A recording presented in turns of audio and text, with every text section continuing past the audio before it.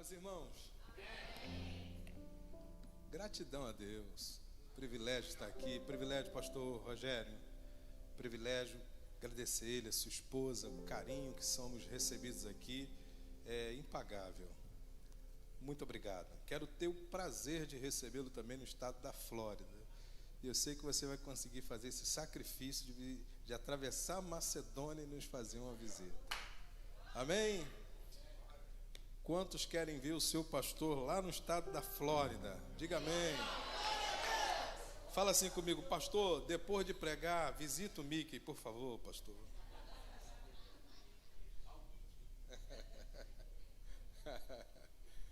E a Flórida não ir nos parques da Disney também, não é verdade? O pastor também tem que ter o seu tempo de lazer, né?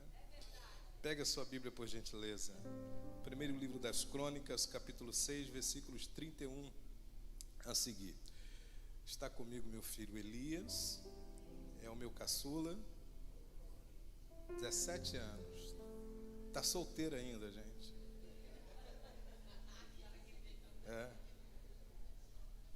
Volta amanhã para os Estados Unidos. Amanhã estamos de regresso. Ele está empolgado porque lá nos Estados Unidos, com 15 anos, você pode dirigir, né? E ele ganhou um Camaro. E ele está doido para voltar para dirigir o carro dele lá nos Estados Unidos. O menino está ansioso.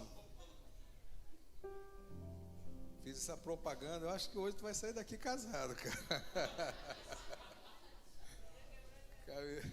Capítulo 6. Estou brincando, tá, meus irmãos? Capítulo 6, versículo 31. Estes são, pois, os filhos que Davi constituiu para o ofício do canto na casa do Senhor, depois que a arca teve repouso. E ministravam diante do tabernáculo da tenda da congregação com cantares, até que Salomão edificou a casa do Senhor em Jerusalém. Estiveram segundo seu costume no seu ministério. Estes são, pois, os que ali estavam com seus filhos, dos filhos dos coatitas: Emã, o cantor, filho de Joel, filho de Samuel, filho de Elcana, filho de Jorão, filho de Eliel, filho de Toá, filho de Zufi, filho de Elcana, filho de Maate, filho de Amazai, filho de Elcana. Amém. Pode tomar o seu assento. Eu sei que a leitura é um pouco confusa, mas vem a explicação. Muito obrigado, pastor. Obrigado mesmo pelo carinho. Um dos profetas que aparece no cenário da história do povo de Israel e marca o tempo da história dos judeus é o profeta Moisés. Moisés foi o homem escolhido por Deus para ser instrumento usado por ele para dar a Israel as leis, para estabelecer em Israel o conserto e para fazer de Israel uma nação grande, próspera. Deus pegou o melhor que tinha. Este homem foi escondido dentro de um palácio, preparado, vocacionado, extraordinariamente preparado por Deus para ser instrumento usado por ele. Deus deu a Moisés a capacidade, a inteligência, a sabedoria, o conhecimento, as leis dadas por Deus a Moisés para que o mesmo transferisse ou transmitisse ao povo de Israel. É algo extraordinário. Poderia ser outra pessoa? Não, porque no coração de Deus estava Moisés, e o que está no coração de Deus jamais pode ser passado em branco, colocado de lado, substituído quando está no coração de Deus. Quando Deus determina um tempo, momento e uma fase da vida para alguém, é necessário que se cumpra, é necessário que aconteça, porque é um projeto divino. Projetos divinos são estabelecidos no coração de Deus, e Jó foi muito expressivo ao dizer: os pensamentos de Deus não podem ser impedidos, eles precisam prevalecer. Então foi o profeta Moisés o instrumento que Deus levanta neste cenário. Moisés tinha uma tribuna específica, o ministério profético. Arão tinha uma tribuna específica, o sacerdócio. Agora, para cantar Israel e para trimular louvores e cânticos e expressões que atraíssem os céus para a nação de Israel, Deus separou um homem chamado Corá. Corá era primo de Moisés. Esse primo de Moisés era um judeu rico, um judeu de expressão, um homem sábio, de uma fala muito eloquente, de uma capacidade de convencer pessoas. Corá foi um homem extraordinário. Este homem, ele é venerado, respeitado, ovacionado e honrado pelo povo por conta das riquezas, dos recursos e da sabedoria que possuía. Porém, a Bíblia diz que Corá, ele então errou. Ele buscou um caminho errado, transgrediu a lei do Eterno, traiu a Moisés, o chamado pecado da rebelião de Corá. Este mal veio sobre a sua vida. Isso se tornou uma mancha grave, uma mancha difícil de se carregar. E Corá carrega uma mancha de rebelde. Essa mancha da rebeldia que está na vida de Corá, ela é tão intensa, ela é tão grande, que a sua descendência vai pagar por gerações. As gerações dos filhos de Corá, elas amargam um tempo de muito sofrimento no cenário de Israel. Foram expulsos. Eles deveriam cantar nas reuniões solenes. Eles deveriam cantar nos cultos de maiores expressão. Eles eram os músicos principais.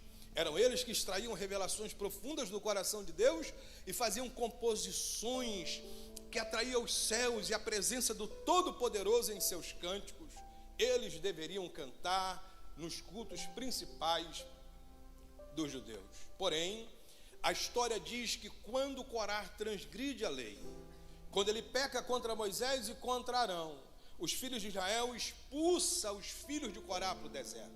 Eles são destinados ao deserto. Quando eles são expulsos ao deserto, eles não têm agora nem como se defender, porque toda a nação gritava e dizia: rebeldes, vocês devem ser infelizes, vocês não devem mais exercer ministérios, vocês já não podem mais cantar nas reuniões solenes. E eles tomam o caminho do deserto, e quando eles vão para o deserto, eles vão chorando, aflitos, angustiados, entristecidos, porque a vergonha caiu sobre os levitas da casa do Senhor. Os adoradores do templo já não podem mais adorar e não podem mais expressar canções para Deus. Agora, eles vão ter que aprender a cantar no deserto. Eles vão ter que aprender a compor no deserto, e eles vão ter que suportar a marca, a mancha que está sobre a vida deles. Então eles chegam no deserto, não abaixam as suas cabeças, pelo contrário, levantam as suas cabeças e começam a olhar para o Deus Todo-Poderoso, que perdoa os pecados do homem e sara as feridas da alma do homem, e jamais permite que alguém venha estar debaixo de um jugo ou de uma mancha por causa do pecado alheio. Se Corá errou, se Corá cometeu a sua transgressão, se Corá pecou contra Moisés, agora a sua descendência está amargando o tempo de dor. Porém, essa descendência foi chamada para o altar, essa descendência foi chamada para o templo, essa descendência fora chamada para a adoração. Quando eles chegam no deserto, em vez de abaixarem as suas cabeças e ficarem lamentando, chorando, desestimulados da vida, sem expectativa, o texto bíblico vai nos informar que no deserto eles constituem família, ou seja, a vida dá seguimento. Eles não são paralisados por causa de uma circunstância ou por causa de um momento desfavorável em suas vidas. Pelo contrário, no deserto eles constituem famílias e continuam compondo canções. Implica em dizer que no deserto eles começam a extrair do coração de Deus coisas mais profundas e mais expressivas. A Bíblia diz, e Abacuque escreveu, que Deus veio de Temã, o santo do monte de Parã. A palavra Temã e Parã na Bíblia quer dizer deserto. Se os filhos de Israel enviaram os filhos de Corá para o deserto, implica em dizer que aproximaram eles mais de Deus. E foi no deserto que os filhos de Corá começaram a extrair revelações profundas, quando ninguém dava nada por eles, quando ninguém lhe dava uma oportunidade de dar a volta por cima, ou de sair do estado que estava vivendo. Deus dos céus começa a olhar para este deserto e começa a perceber que alguém que fora enviado ao deserto com um sentimento de culpa, de vergonha sobre a sua vida, não se deixou levar pelas circunstâncias ou pelo momento vivenciado.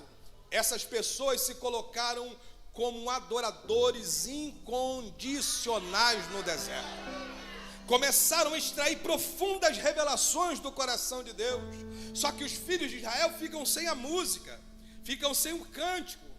Não é que não existiam pessoas para cantar em Israel. A verdade é que os chamados para cantar estavam no deserto. Não é que não tinha ninguém para cantar e tribular louvores ou expressar cânticos de adoração para Deus. Existiam pessoas assim, mas os vocacionados para este fim estavam no deserto. Então, implica dizer que no Senado de Israel tem cântico, tem até adoração, mas não tem essência, porque a essência da adoração está no deserto. São os filhos de Corá. E no meio deste deserto, parece que as coisas não vão virar, não vão mudar, não vai sair do lugar. Os anos vão se passando. Eu estou falando, me referindo a gerações que estão passando, outras gerações estão sendo levantadas, e a mesma mancha continua. Mas as gerações que estão sendo levantadas foram incentivadas pelas gerações que passaram a não desistir, a não parar e a continuar acreditando que o eterno há de se levantar com brado de conquista. Então essa geração continua adorando no meio do deserto. Então Corá, depois dele manchar a história dos seus descendentes, os seus descendentes não têm mais como rever a sua situação, e eles esperam em Deus. E quando alguém espera em Deus, nasce gente por causa da gente. Quando alguém espera em Deus, Deus levanta gente por causa da gente. Quando alguém está no centro do querer de Deus, grandes e extraordinários homens que nem conhecem a gente, se levanta por causa da gente. Porque se o homem não sabe onde nós estamos, tem um Deus nos céus com 7 olhos de fogo, que conhece o teu endereço, sabe onde você está, e tem um tempo determinado para poder visitar você e virar o seu cativeiro e mudar a sua história. Só que Jó foi muito expressivo. Em Jó 14:14, Jó fez uma pergunta assim: quem do imundo poderá tirar o puro? Aí Jó vai dar a resposta: ninguém. A mancha está nos filhos de Corá. Ninguém pode tirar esta mancha. Quem vai tirar esta mancha? Está manchado, é realidade. Corá traiu a fidelidade de Moisés. Só que a descendência não tem culpa. Se o pai é um embriagado, não quer dizer que o filho tem que ser um embriagado. Se o pai é um viciado em drogas, não quer dizer que o filho tem que ser um viciado em drogas. Se o pai cometeu erro, não quer dizer que o filho tem que pagar pelo erro do pai. Os filhos de Corá estão determinados, porque eles conhecem a justiça do Todo-Poderoso. A balança de Deus é muito justa, e Deus sabe, e Deus permite, e Deus estabelece um tempo para que esta permissão que Ele deu sirva de avanço, de crescimento para alguém que está vivenciando esta crise. Então os filhos de Corá estão manchados, e se não tem como do imundo retirar o puro, então quer dizer que a situação dos filhos de Corá não tem jeito. Eles estão amargando o tempo de angústia, de dor. Só que eles aprenderam um segredo no deserto: eles aprenderam a suportar o deserto. Se tem uma coisa que mexe com o coração de Deus, é quando um crente aprende a suportar. Se tem uma coisa que mexe e faz os céus se moverem em nosso favor, é quando Deus vê um crente sendo bombardeado pelas hostes opressoras do inferno. Vento soprando de um lado, vento soprando de outro, inferno se levantando contra ele, mas ele está resistindo, ele está firme, ele está estabelecido com seus pés na rocha. A sua confiança está no Todo-Poderoso. Ele está confiando que alguma coisa vai acontecer, que vai haver um brado de vitória. Os filhos de Corá, eles aprenderam a suportar o deserto. Eram cheios de talentos, mas estavam no deserto. E a gente quer questionar essas coisas. Deus, eu profetizo, eu prego, eu oro, eu canto. Senhor, quantas vidas eu ganhei para ti? Olha como é que eu estou vivendo o deserto, cheio de talento no meio do deserto. Você já parou para pensar que pessoas talentosas vão para um deserto da vida? O deserto da vida é um projeto divino para a preparação de alguém, não para que alguém volte do mesmo jeito. Porque se alguém foi enviado ao deserto, foi enviado com propósito. Agora o envio ao deserto traz humilhação. Para cada dia de desonra dos filhos de Corá, os céus estavam manifestando um tempo de dupla honra. Mas não chegou, mas vai chegar. Então existe um projeto divino na preparação. São cheios de talentos, porém são pessoas que estão no meio do deserto. Suportar o deserto. O grande segredo dos filhos de Corá, olha o que está escrito em Salmo de número 42, versículos 1 a 3. O grande segredo: não pararam de compor, não pararam de louvar. Antes que eu leia o texto, diga ao seu vizinho: não pare. Deus não trabalha com gente parada. Profetiza para o da esquerda agora e o da direita, diga assim: não pare. Há um projeto de Deus para quem está caminhando. Diga para ele: não pare, porque quem para não mostra resistência. O grande segredo para vencer o ataque do diabo é você continuar caminhando em direção à batalha da tua vida. Há um brado de conquista chegando para você.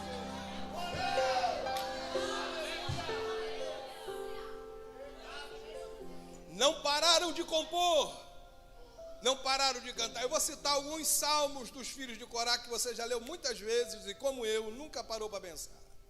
Salmo 42. Eles estão assentados no deserto. De repente pegam uma pena, um pergaminho e começam a compor uma canção. Olha o que está escrito: como o cervo brama pelas correntes das águas, assim suspira minha alma por ti, ó Deus. A minha alma tem sede de Deus, do Deus vivo. Quando entrarei, me apresentarei ante a face de Deus. As minhas lágrimas servem de mantimento de dia e de noite.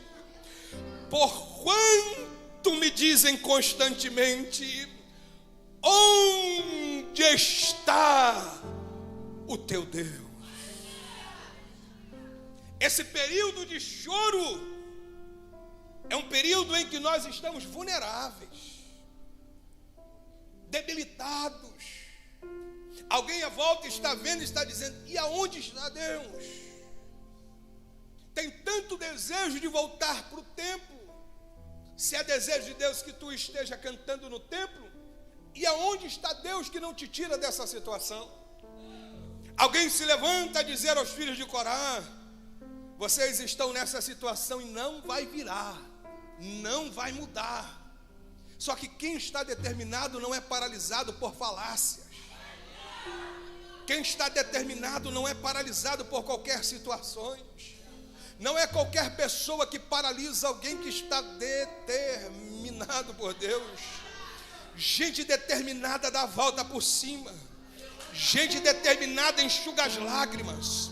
Gente determinada levanta a mão e dá um brado de louvor ao grande Deus. Gente determinada não fica prostrada. Gente determinada tem um cântico expressivo na sua alma para chamar a atenção do Todo-Poderoso. Então os filhos de Corá ouvem a zombaria. Parece que isso vai fazer eles abaixarem a cabeça. Então eu vou mencionar outro salmo dos filhos de Corá. Eles pegam a pena de novo, pegam o pergaminho e começam a compor uma canção que nós cantamos ela. Eu vou cantar ela para você, eu vou ler para você. Ele diz assim: Deus é o nosso refúgio e fortaleza, socorro bem presente na angústia, pelo que não temeremos. ainda que a terra se mude, ainda que os montes se transportem para o meio dos mares, ainda que as águas rujam e se perturbem, ainda que os montes se abalem pela sua braveza, há um rio cujas correntes alegram a cidade de Deus, o santuário das moradas do Altíssimo. Deus está no meio dela, não será abalada. Deus ajudará a romper da manhã.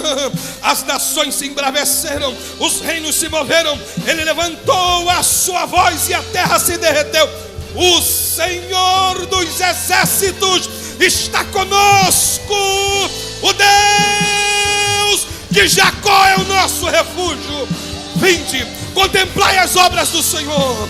Que desolações tem feito na terra. Ele faz cessar as guerras até o fim da terra. Ele quebra o arco, ele corta a lança, ele queima os carros no fogo. Aquietai-vos e sabeis que eu sou Deus.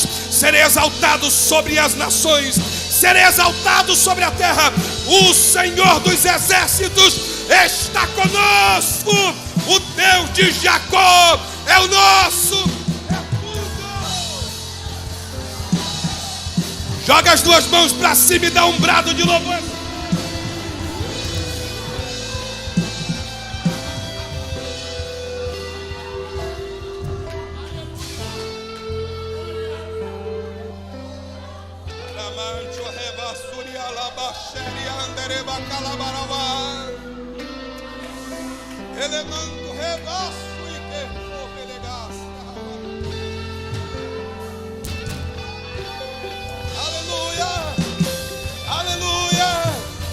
Aleluia. Ore mahasharakando rebasuria. Aleluia.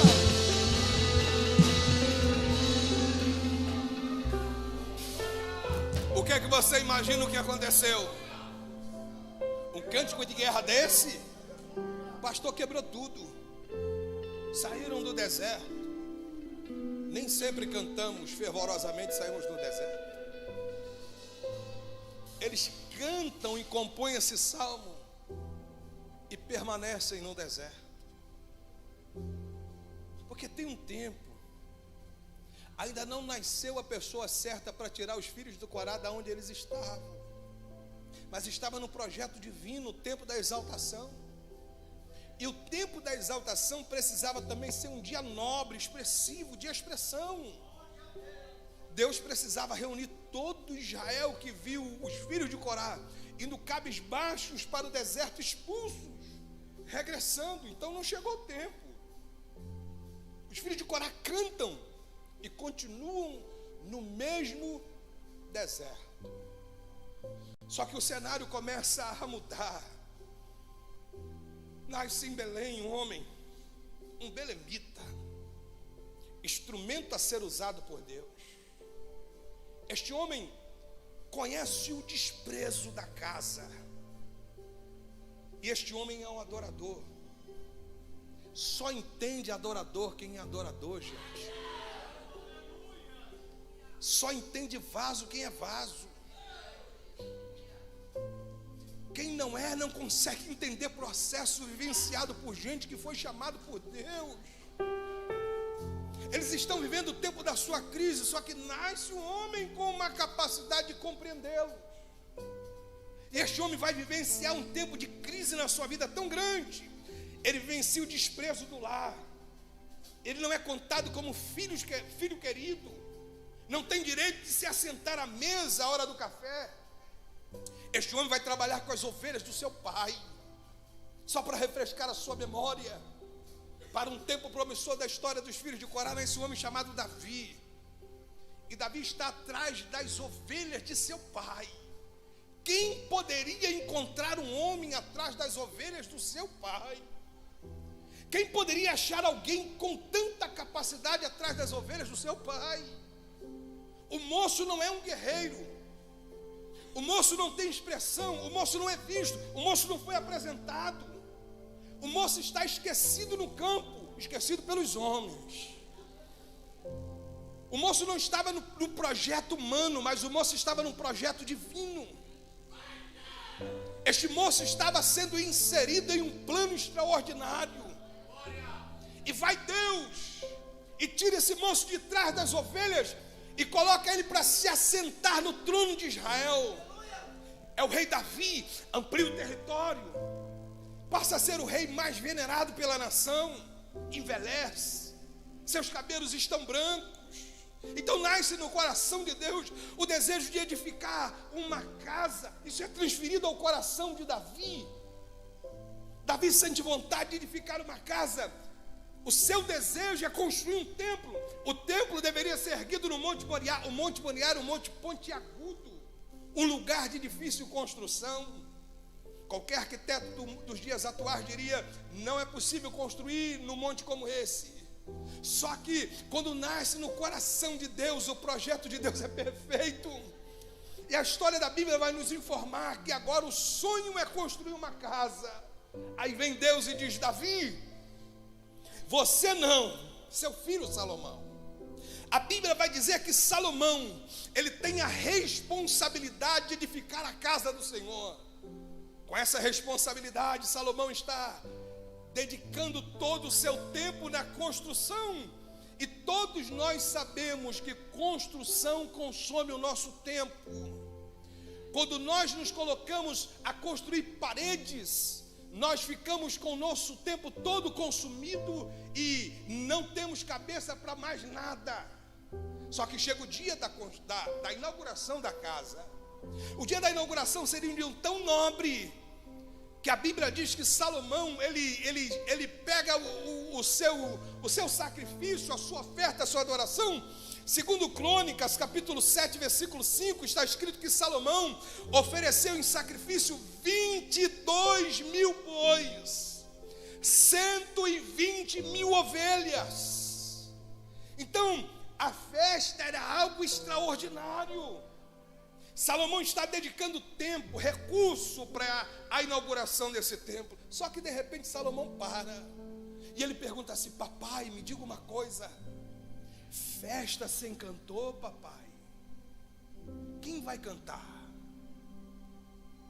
Irmão, porque nessa hora tem cantor para dar e vender. É ou não é? Tem gente que para cantar numa inauguração, 16.000 quilos de ouro foi só na ornamentação dessa casa.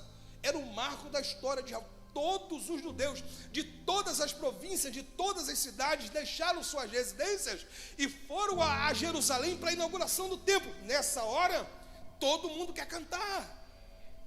Todo mundo quer ter uma... Quem não quer, irmãos? O templo brilhava. Quem não quer brilhar? O grande problema não é brilhar. O grande problema é suportar o deserto.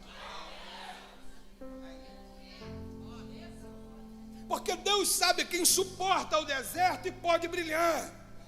Porque se brilhar suportando o deserto, quanto mais brilha, mais desce, mais se humilha, mais glorifica, mais adora.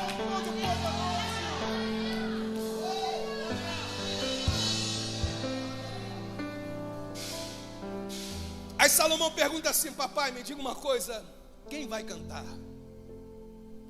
Aí Davi diz assim: Salomão, Emã,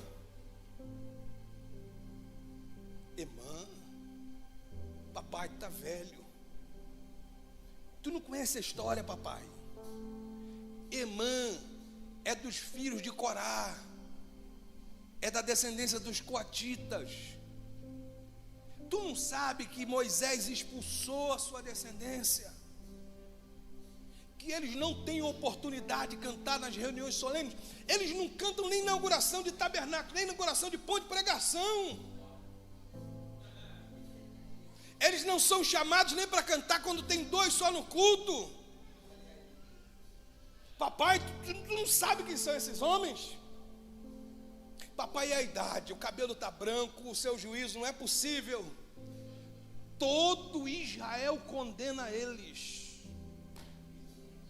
Aí parece que vejo Davi olhando para Salomão e dizendo: Salomão, tu não sabe o que é um adorador? Eu estava atrás das ovelhas de meu pai. Eu não era visto por ninguém, ninguém me conhecia, ninguém sabia quem eu era. Mas o Eterno me visitou no lugar onde eu estava abandonado. Colocou uma graça, uma unção, uma autoridade, uma capacidade extraordinária na minha vida e me fez me assentar no trono. Tu não sabe, tu não conhece a capacidade desse Deus, Salomão. Tu é sábio, tu é inteligente, mas de adoração entende papai. Manda chamar Emã. Emã era solista do coral, cantava bem, mas estava esquecido no deserto. Era bom, mas não podia exercer a sua função. Você está entendendo o que eu estou pregando aqui hoje? Salomão, coral com vozes divididas. Não existe melhor em Israel do que os filhos de Corá.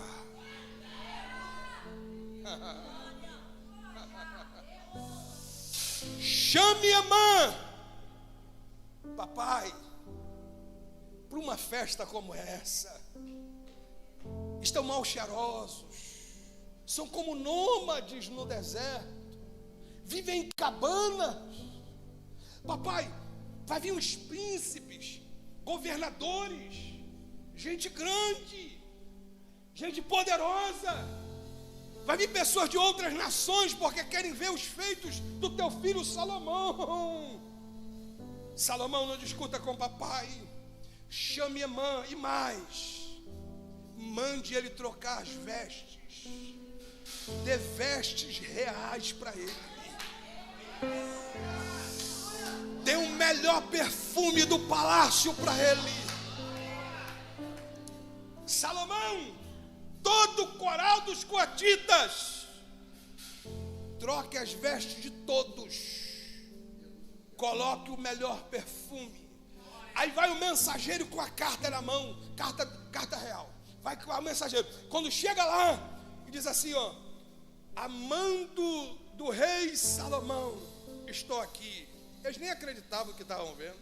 Você já viu aquele tempo que você ora tanto por cumprimento de uma promessa e ela chega e você diz, não é possível. Os judeus estavam no exílio babilônico quando o Senhor visitou os filhos de Israel. Eles disseram, belisca aqui para ver se não é sonho. Está parecendo sonho, não é sonho, é tempo de Deus. Diga para o seu vizinho, quando chegar o tempo vai parecer sonho, mas não é sonho. É Deus bradando na tua vida. É Deus bradando na tua casa. É Deus.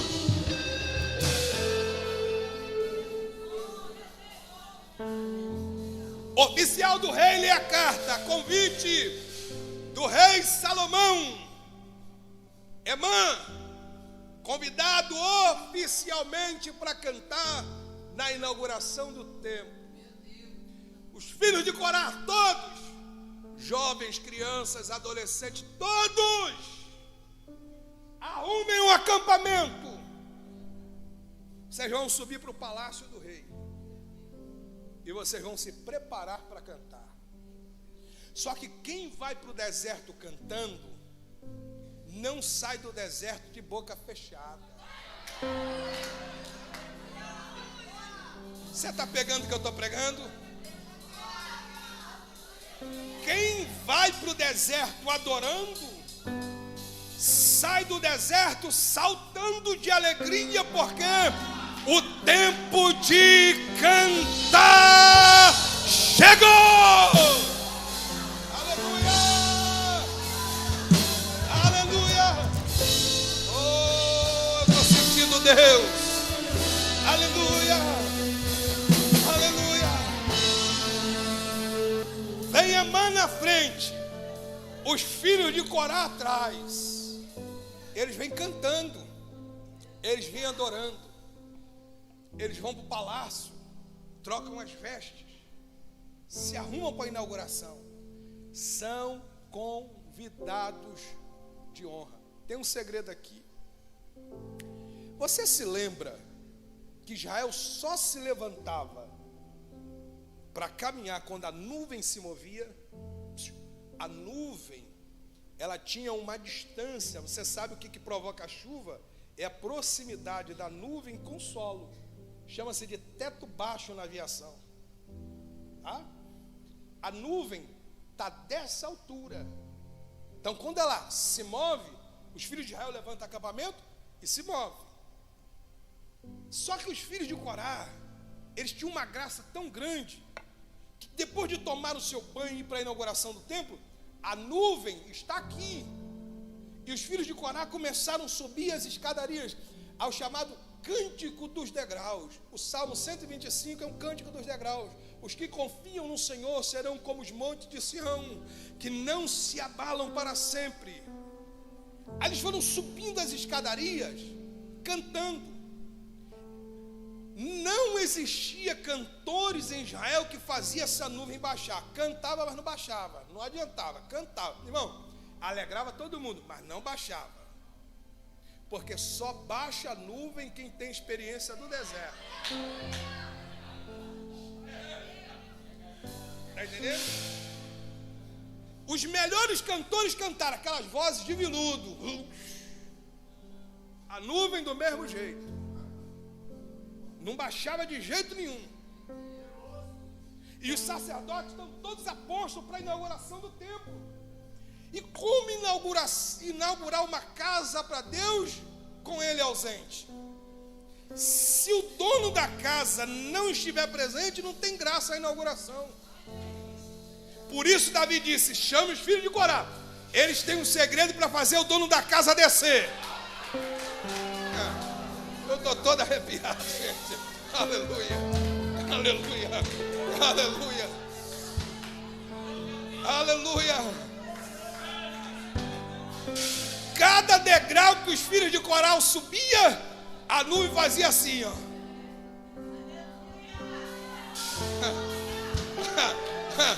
Aleluia, aleluia. Daqui a pouco os filhos de Israel estão olhando para o templo e estão dizendo: o templo está tomado pela fumaça. Os sacerdotes que estavam nos cantos ficavam assim, ó, sem se controlar. Daqui a pouco começa o sacerdote a desmaiar. O que está acontecendo? É os filhos de Corá subindo. Você já viu essa graça se manifesta na vida de gente que está envolvido com ela. Irmão, quando você mexe com um crente que vive o deserto e se mantém na presença de Deus, você está mexendo com os céus. Tem gente que o céu acompanha ele. Ele entra na empresa, o céu entra com ele. Ele sai da empresa, o céu sai com ele. Ele entra na igreja, o céu entra com ele. Ele entra no centro de macumba, os demônios batem em retirada. O céu entra com ele. A glória entra com ele. A presença entra com ele.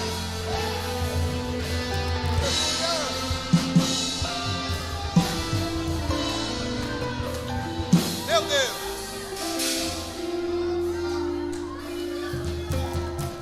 Eles vão subindo as escadas.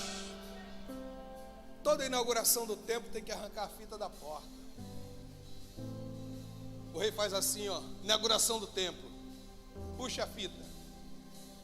Emã, o cantor.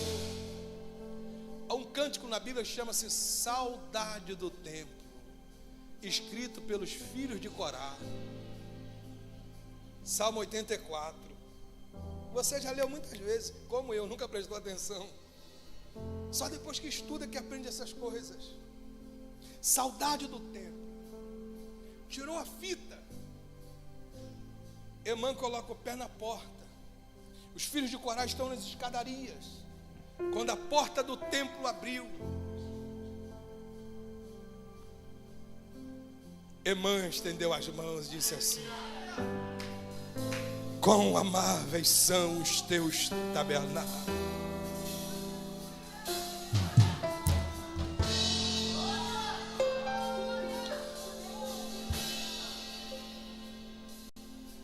Quão amáveis são os teus tabernáculos, Senhor dos exércitos.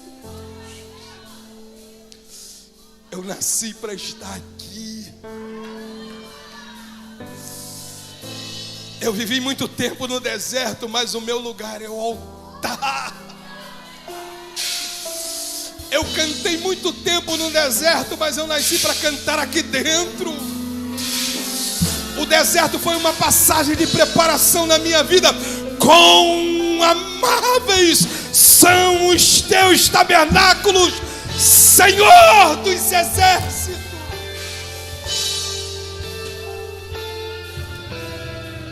Aí ele para, olha para o templo e diz assim, ó: até o pardal encontrou casa. De quem que ele está falando? Dele. Deixa eu lhe fazer uma pergunta. Você tem coragem de dar conta em um pardal? Quanto vale um pardal para você, meu irmão? Você tem coragem de pegar um pardal e colocá-lo na ganhola? E dar comida para ele todos os dias? Claro que não. Pardal não tem valor. É o que a mãe está dizendo. Até o pardal encontrou casa. É o mesmo que dissesse assim: eu estava abandonado no deserto, ninguém tinha coragem de me visitar. Eu estava sujo, maltrapilho, não tinha R$1 no bolso. Eu estava abandonado, distante da casa, não tinha mais direito de estar aqui. Quando tudo parecia estar perdido, é o mesmo que ele estivesse dizendo: nasceu alguém para lembrar de mim, nasceu alguém para me estender as mãos, nasceu alguém para olhar para mim, para dizer: vem meu filho, porque você tem valor na casa do Todo-Poderoso. O pardal tem a capacidade de sobrevoar o deserto, é isso que ele está dizendo. Até o pardal. Pardal é uma ave resistente no deserto. Ninguém dá valor,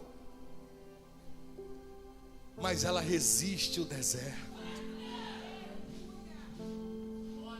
Aí, como não se bastasse, ele olha para cima e diz assim, ó: até a andorinha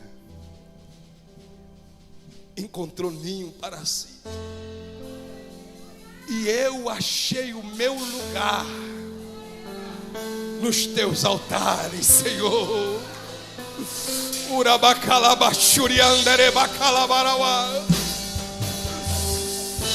Eu achei o meu lugar nos teus altares.